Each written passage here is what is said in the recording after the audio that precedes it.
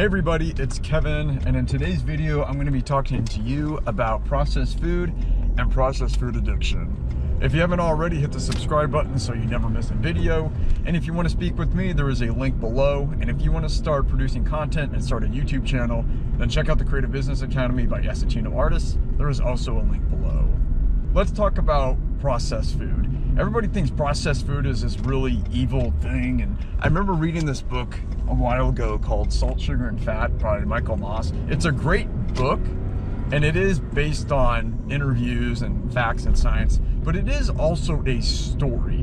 And I've read it 3 times, and each time I read it, it sounds more like this epic battle between evil and good. And so when you read it, it sounds like these food companies like Cargill and Conagra and what's that other big one in Switzerland? Nestle. I think it's the biggest food company in the world. And Kellogg's and Kraft. All these other brands of food. It sounds like they're deliberately trying to get us hooked on food. And to a certain extent, that is true.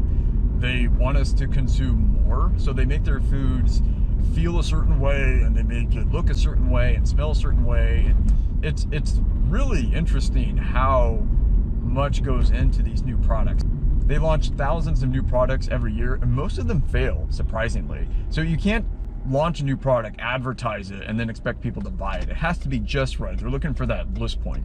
So that is true, that they're trying to make you consume more, but the truth is, you are the problem. And I think that's the point I'm trying to make here, is that nobody and nothing can make you consume these foods.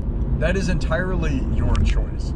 You choose to do that on your own. These food companies aren't making you do it. They might make it alluring, they might make it tempting to buy it. They're just trying to sell product, and they're just trying to satisfy their shareholders.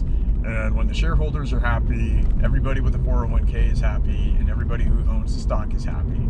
Okay, it goes through the entire economy. But here's the thing, nobody made me buy the Oreos. As tempting as they were, it was entirely my choice. And one of the keys of effective eating disorder recovery is taking ownership of the problem. You have to accept that you are the problem and you are a solution. You created this problem on your own. Nobody's making you do this. And I saw this quote card on Instagram, and it said something like, eating disorders are not a choice. Well, I'm sorry, they are. And I know I'm bringing a little bit of tough love here, and maybe it's time to bring that tough love. But when you make bad decisions, when you open the fridge and eat an entire gallon of ice cream in the middle of the night, that's on you, okay? Nobody's making you do that. How can I possibly say it's my choice? Why would I voluntarily do this? You're doing it because in that moment you calculate, incorrectly, but you calculate that the short-term gratification that it brings is somehow better than the long-term advantages of overcoming the disorder. A diet high in processed food is not a good one. You want to minimize the amount of processing that goes into your diet. This doesn't mean that you have to be really strict, or that you have to draw bright lines and say no more flour, no more sugar, no more oil ever for the rest of my life. That's not what I'm saying. But if you look at people who live long, healthy lives, most of them don't consume a lot of processed food. Most of them are consuming foods that your great grandma would have recognized. So more home cooked meals, less packaged stuff, more foods with 1 or 2 ingredients. You're probably going to be better off eating those because they're less rewarding, they're less stimulating.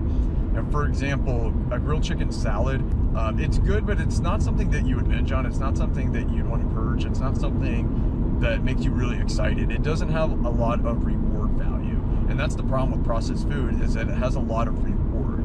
It's deliberately designed to produce a hit in your head all the time to make you reach into the bag and grab more. It's not that there's something evil about it. It's not that it destroys your body or anything. I guess it can, but the problem is it compels you to consume more. And the one thing we know about a bad diet is that it's hypercaloric, meaning you're eating more than what you need. And flooding your body with excess calories is what causes most of the damage. It's not so much the quality of the food, although quality does play a role, it's the amount.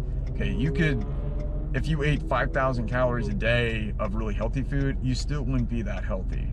Here's the thing about processed food, it's not processed or unprocessed. It's a spectrum. right? There is minimally processed and then there's highly processed. So for example, you start with an apple. Okay, an apple is unprocessed, but then on the other end, you have stuff like apple ice cream, you have apple pie, you have all these apple desserts. So there's kind of a spectrum there. What about apple sauce? Well, that's a little bit more processed than just the apple, right? So it's not either or. You need to stop thinking black and white, that things are processed or unprocessed, because some things are more processed than others. Another problem I have with that distinction is some processed foods are actually not that bad for you. If you eat a protein powder, you're eating a processed food. If you drink chocolate milk, that's a processed food. If you eat home-baked goods, that's a processed food. Okay, because you probably use some sort of flour, which is processed, right? You don't find flour out in nature. That's not what they ate back in the day. You have to grind it and mill it. Well, that is processing. Okay? They find that even indigenous people process their food a little bit. They process it to make it easier to chew, to make the texture a little better, to increase absorption. Ideally, you would have a diet that's minimally processed, but not entirely unprocessed. I think that would be a really hard diet to follow. All you could eat would be meat, vegetables, and some fruit. Because even most grains are processed to an extent. So get rid of that dichotomy. Processed food goes back thousands and thousands of years. Even indigenous people process their food. They use really simple methods, really primitive methods to do it, but it's still processed. They've been producing flour now for thousands of years. That's processed. So it's not like processed food is brand new. People have been processing and refining foods for thousands of years to improve the texture, improve the taste, to make new recipes, or to improve nutrition and absorption. Don't be really neurotic. Don't say, I'm never going to eat processed food again. What you should do is reduce the amount of processing in your diet. That's how you should think. You shouldn't think that there's a processed diet and there's an unprocessed diet.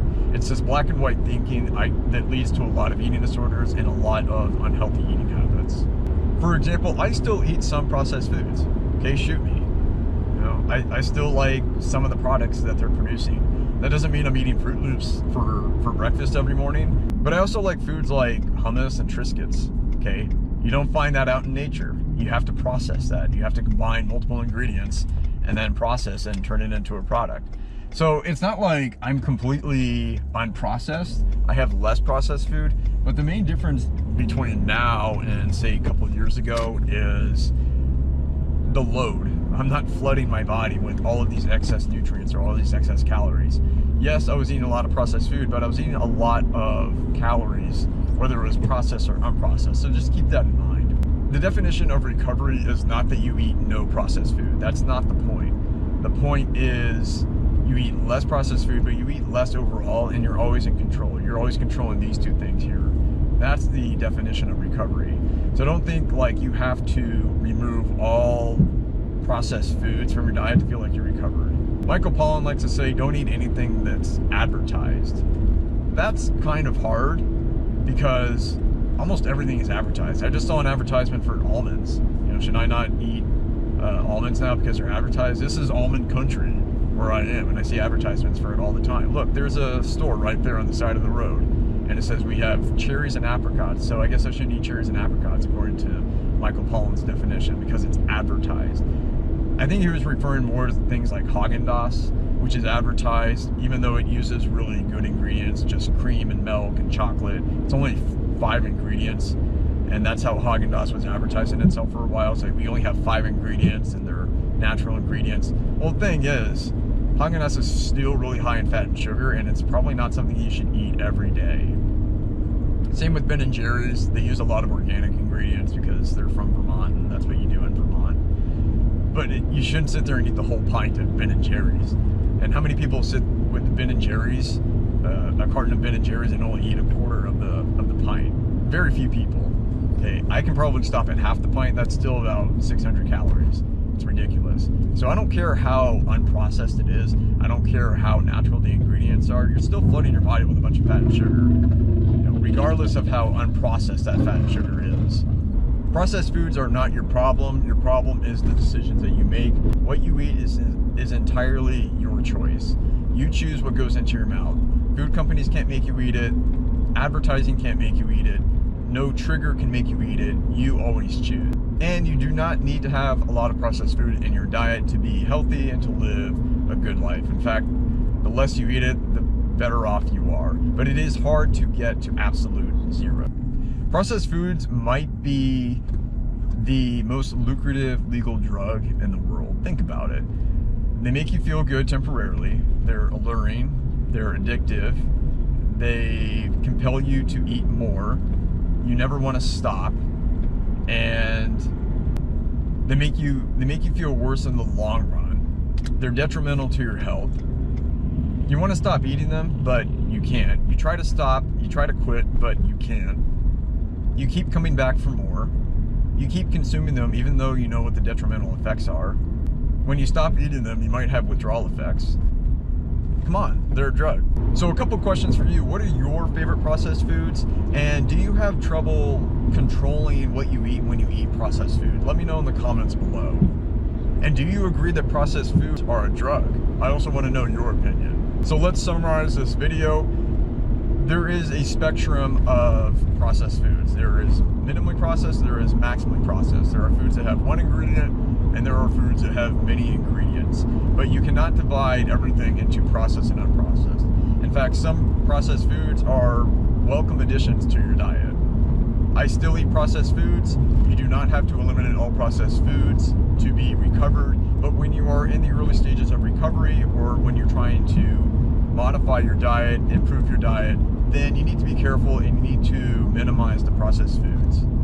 Processed foods might be the largest legal drug in the world. That's quite a claim, but I want to suggest that and see what you think about it. Remember, it makes you feel better right now, but then it makes you feel worse later. Isn't that the definition of a drug?